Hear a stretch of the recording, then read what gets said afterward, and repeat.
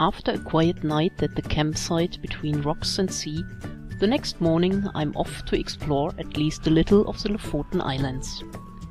My real goal for today are the Lofoten Islands, north of the Lofoten, where I want to watch whales. I visited the Lofoten Islands before, and due to the limited time available, I don't want to spend too much time here. But as a passage route, they are of course more than welcome. To my delight, the sun is shining, which gives me hope to see the wonderful play of colors for which I remember the Lofoten Islands again.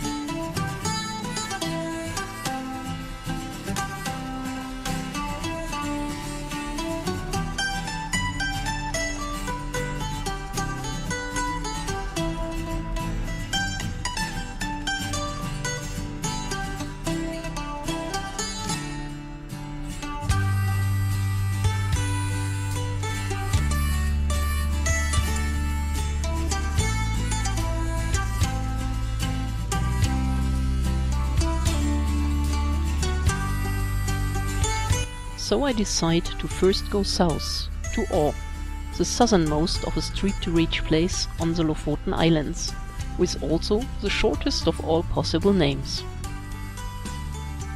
The village is a historic district. In August, the season of stockfish is already over, but one can still see the frames where during the season cod is drying in the sun, and there is a stockfish museum where one can get more information about this traditional way of preserving fish.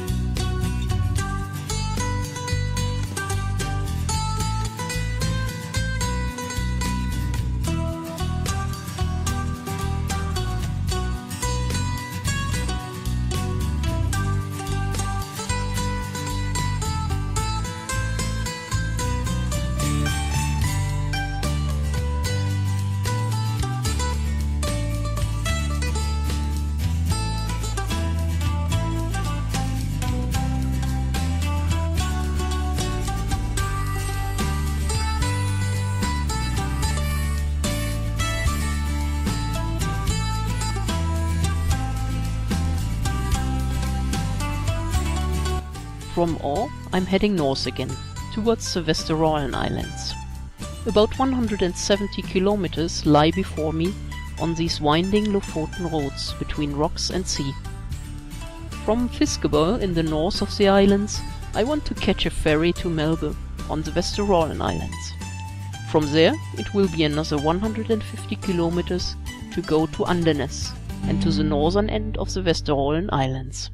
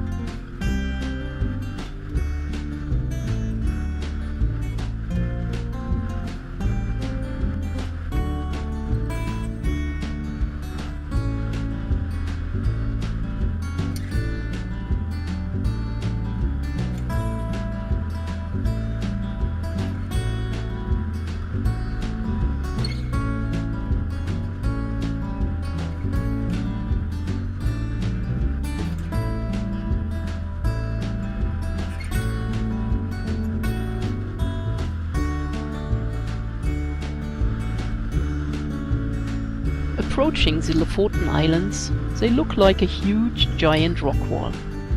Actually, it's about 80 islands, with steep cliffs emerging out of the sea, some more than 1,000 meters high. In somewhat sheltered areas, the old fishing villages nestle picturesque in this landscape.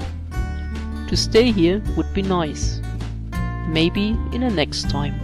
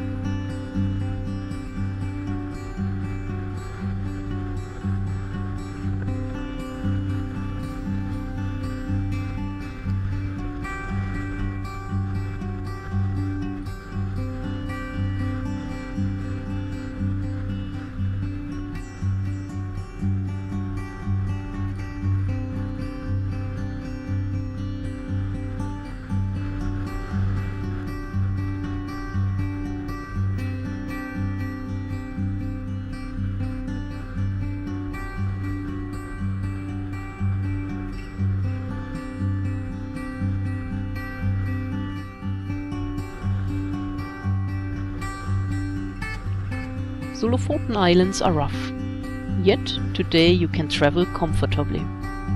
Although some of the roads are very narrow, the road network is very well developed, and at least most of the larger islands are connected by bridges. An impressive road performance, especially considering also the numerous tunnels.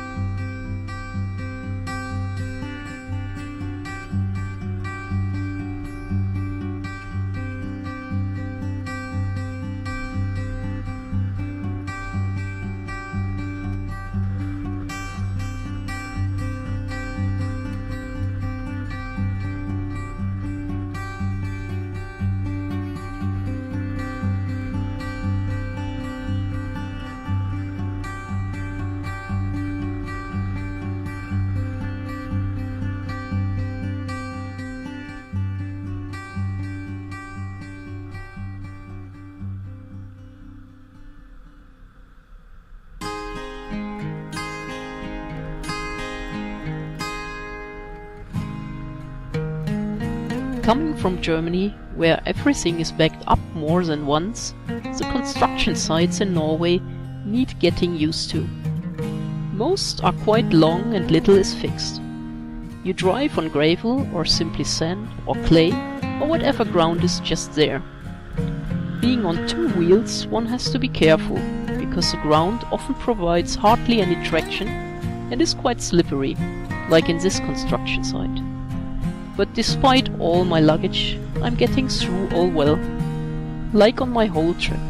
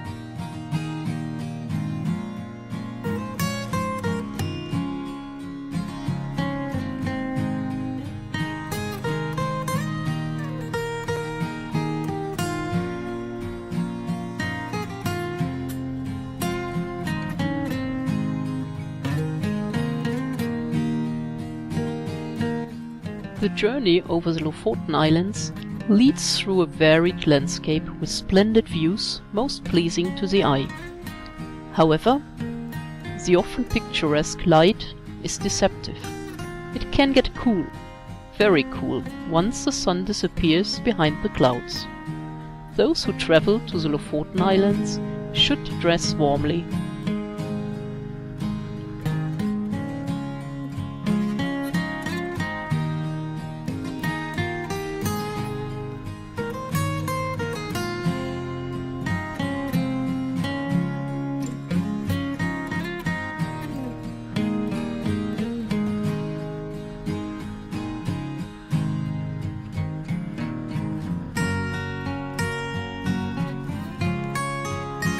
Whenever the sun shines, I'm fascinated by the colors of the Lofoten again and again. The light and the colors of the northern summer are like a bath, which activates all the energy and happiness hormones. Well, probably living here, you really need this to be able to survive the dark winters in the polar regions.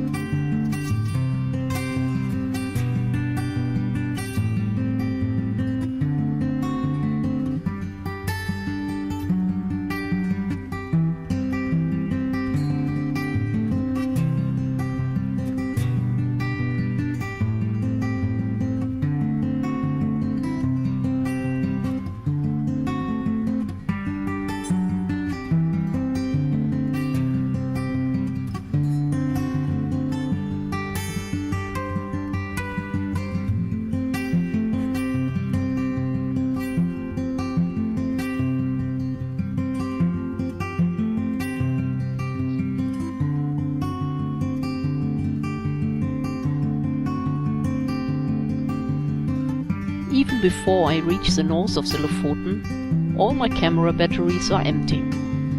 So I'm left, regarding photography, with only a short and still look back to the Lofoten after I have already reached the Westerollen Islands. About 150 kilometers are still lying before me for today, through a less spectacular, less rugged landscape.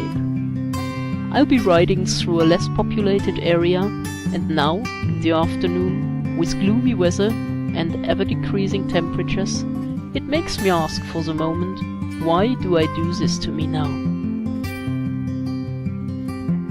But it's worth it.